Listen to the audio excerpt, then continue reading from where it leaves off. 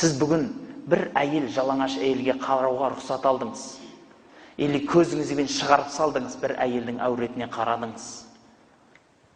Енді соған жүрегіңіз рұқсат берсе, астағфирулла, ертең одан да бөлек екінші бір әйелдің қолын алуға да рұқсат аласыз.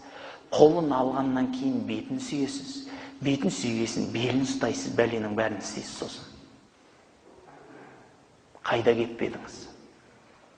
Басы әшейін ғана қараудан басталып еді. Бір күнә екінші күнәні тартып алып келеді. Сондықтан бауырлар, әр нәрсенің өзінің емі бар. Шайтанның емі Алланың зікірі, нәпсінің емі оның тәрбиесі. Ал Алладан келген адасу болатын болса, бауырлар, дереу тәубе қылыңыз.